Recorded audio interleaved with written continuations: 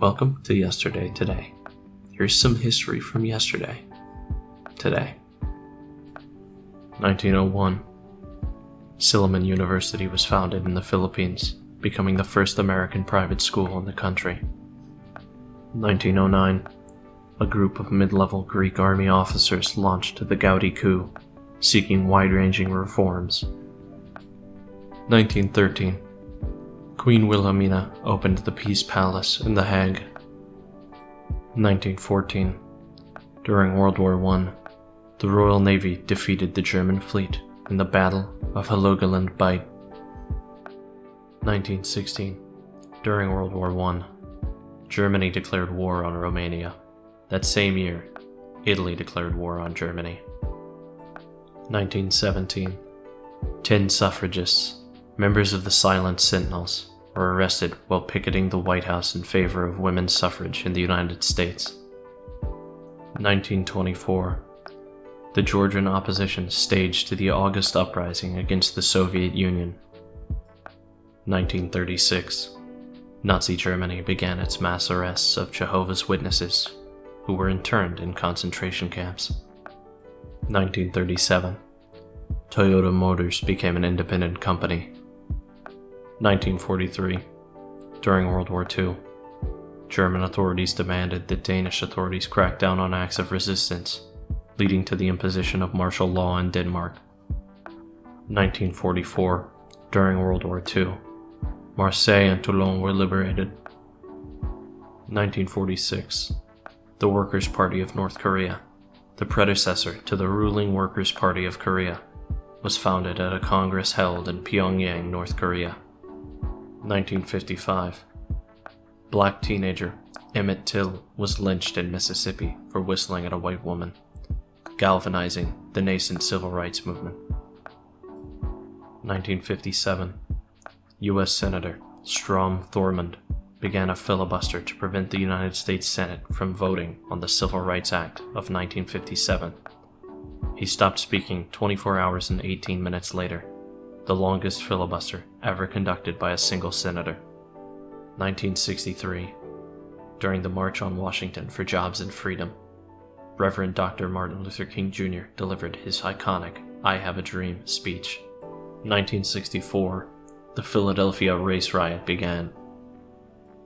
1968. Police and protesters clashed during the 1968 Democratic National Convention protests as protesters chanted, "The whole world is watching." 1973. During the Norrmalmstorg robbery, Stockholm police secured the surrenders of hostage-takers Jan Erik Olsen and Clark Olofsson, diffusing the hostage crisis. The behaviors of the hostages later gave rise to the term Stockholm Syndrome. 1988. The Ramstein air show disaster occurred when 3 aircraft collided, with wreckage falling into the crowd. 75 were killed and 346 were seriously injured. 1990. During the Gulf War, Iraq declared Kuwait to be its newest province. That same year, an F5 tornado struck the Illinois cities of Plainfield and Joliet, killing 29 people. 1993. NASA's Galileo probe performed a flyby of the asteroid 243 Ida. Astronomers later discovered a moon, the first known asteroid moon, in pictures of the flyby, and named it Dactyl. Also during that year, the Singaporean presidential election saw former Deputy Prime Minister Ong Ting Cheong elected President of Singapore in the first presidential election determined by popular vote, although the allowed candidates were limited. Additionally, the autonomous Croatian community of Herceg Bosnia in Bosnia and Herzegovina was transformed into the Croatian Republic of Herceg Bosnia.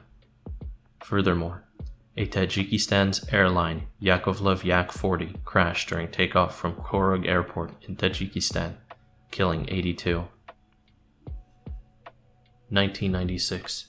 Chicago 7 defendant David Dillinger, anti-war activist Bradford Little, civil rights movement historian Randy Kern, and 8 others were arrested by the Federal Protective Service while protesting in a demonstration at the Kleczynski Building in downtown Chicago during that year's Democratic National Convention.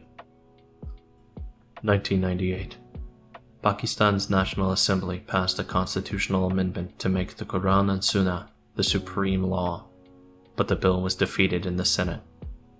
That same year, during the Second Congo War, loyalist troops backed by Angolan and Zimbabwean forces repulsed the RCD and Rwandan offensive in Kinshasa.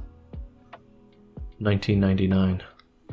The Russian space mission Soyuz TM-29 reached completion, ending nearly 10 years of continuous occupation on the space station Mir as it approached the end of its life. All of this and more happened yesterday in history. If you'd like to learn more about what happened today or tomorrow in history, please consider subscribing and turning on notifications. Thank you for watching. I'll see you next time.